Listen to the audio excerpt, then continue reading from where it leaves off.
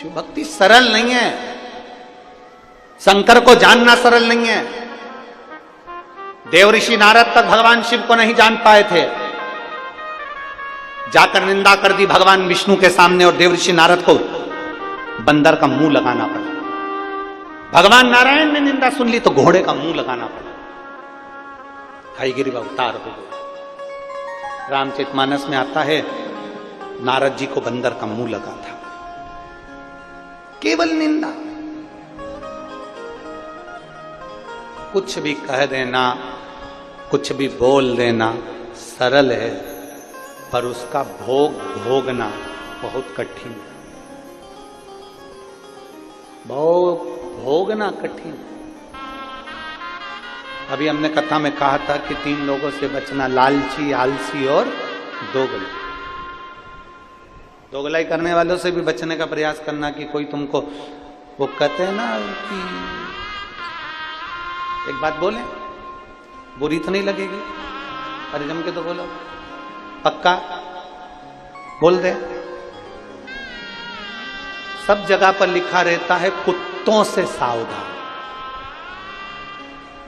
पर हम तो कहेंगे इंसान से भी सावधान। कुत्ता तो मालूम है कि काटेगा इसलिए सावधान हो जाओ, पर कोई तुमसे गले लगकर कब छुरा घोंप कर जाएगा मालूम नहीं पड़ पाएगा। सावधान।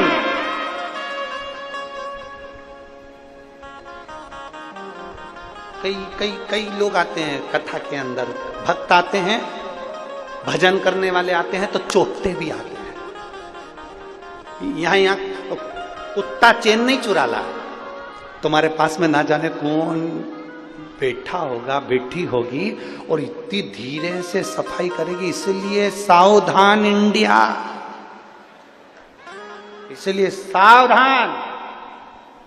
दीवार पर लिखा रहता है कुत्तों से सावधान, और हम सावधान हो जाते हैं क्योंकि कुत्ता मालूम है काट खाएगा। पर इंसान से भी सावधान रहने का प्रयास करना कि ये कब तुम्हारे साथ रहते रहते कब छल कर कर तुम्हें छुरा घोंप कर चले जाएगा मालूम नहीं पड़ पाएगा। सावधान रहिए, सावधान।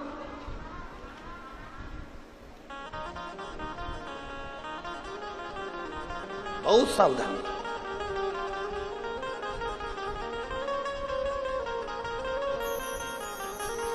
सबसे ज्यादा पहचान होती है मनुष्य की वाणी से, मनुष्य की पहचान होती है।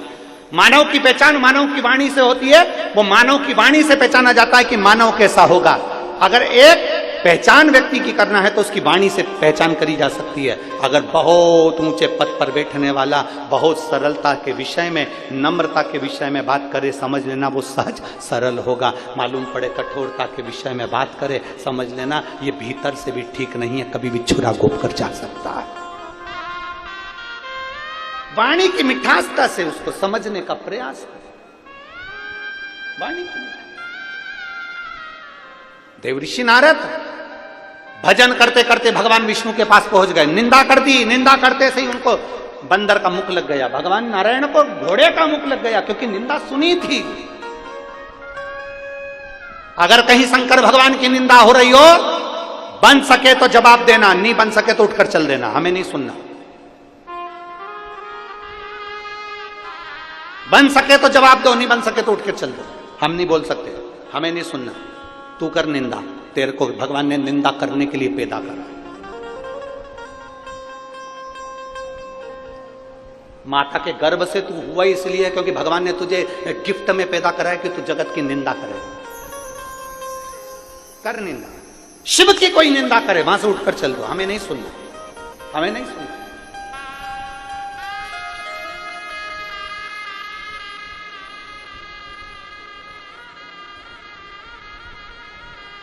हमसे कई लोग कह देते हैं तुम्हारे शंकर भगवान भांग धतूरा धारण करते हैं। हम उनसे कहते हैं तुम हमारी बात करो, महादेव की नहीं।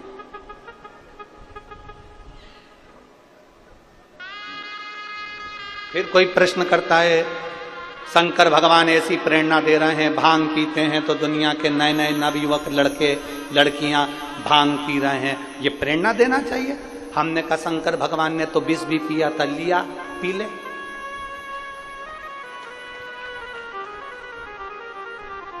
ये कोई प्रेरणा है?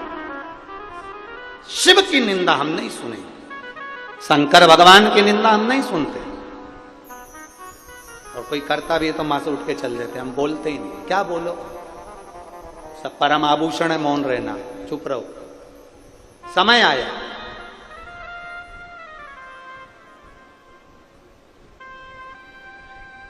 भगवान शिव और सती का जब विवाह हुआ तो सती माता को लेकर बाबा कुंभज ऋषि के आश्रम में गए। अब देखिए,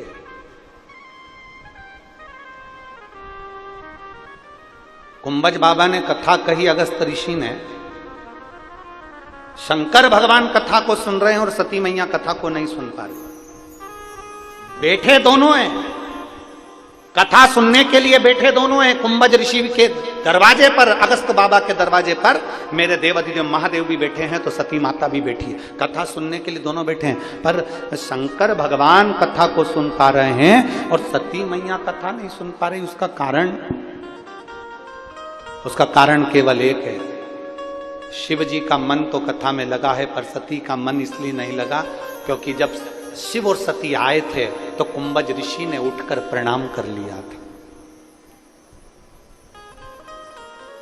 कुंभज ऋषि ने उठ के प्रणाम कर लिया था।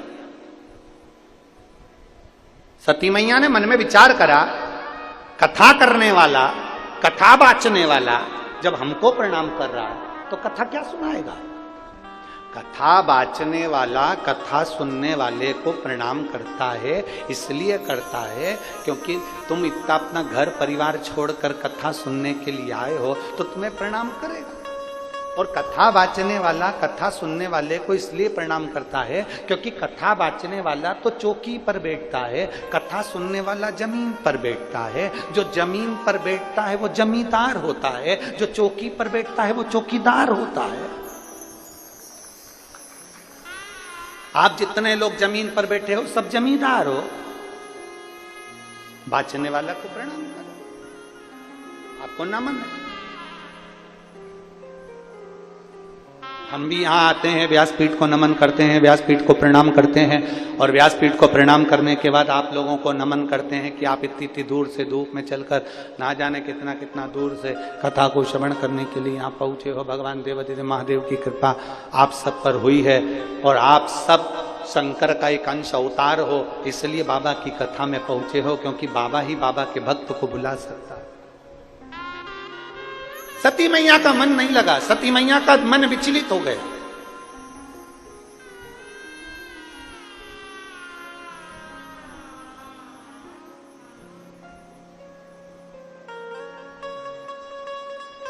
सती मैया का मन विचलित हो गया। चले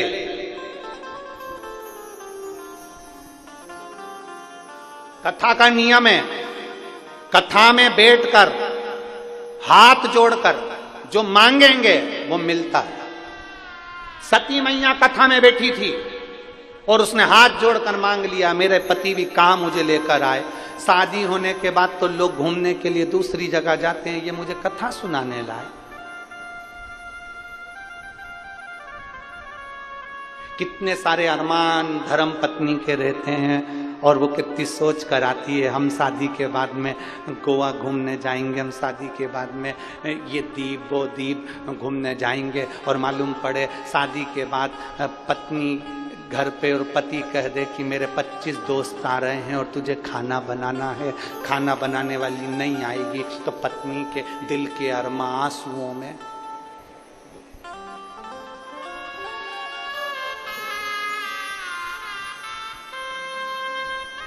क्या मतलब आने? सती मैया के मन में बात आ गई। सती मैया ने सोचा मेरे को तो जाना था पति के साथ में भ्रमण करने के लिए, और भोलेनाथ जी लेकर आ गए कथा सुनने के लिए। अब मन लगे, एक नियम है, शादी के बाद में दूल्हा दुल्हन को सत्यनारायण जी की कथा सुनवाई जाती है। बोलो सही है कि गलत है? अरे आपके यहाँ होता है कि नहीं होता हमको नहीं मालूम, पर हमारे इधर तो होता है। इधर होता है क्या? दूल्हा दुल्हन आते हैं ना, तो उनको दोनों को बिठाते हैं और पंडित जी आते हैं, सत्यनारायण की कथा सुनाते हैं। ये नियम कहाँ से चालू हुआ? ये शंकर जी से चालू हुआ। शंकर भगवान के विवाह जब सती माता से हुआ था तो सती माता को लेकर कुंभज ऋषि की यहाँ कथा सुनने गए थे। उस दिन से नियम बनाया गया कि दूल्हा दुल्हन को शंकर भगवान की पवित्र आनंदमय कथा का रसतत्व ग्रहण कराया जाए, इसलिए सत्यनारायण की कथा सुनाई जाती है और उसमें देखा जाता है दोनों में मन किसका लग रहा है।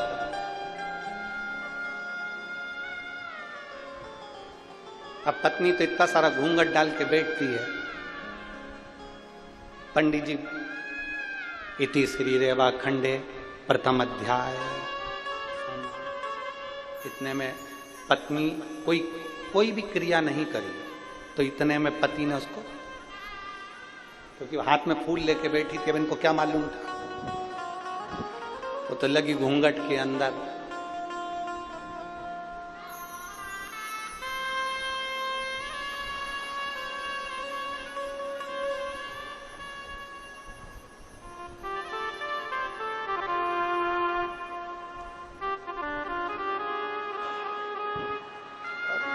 लगी घूंघट के अंदर। इति श्री रेवा खंडे द्वितीय अध्याय।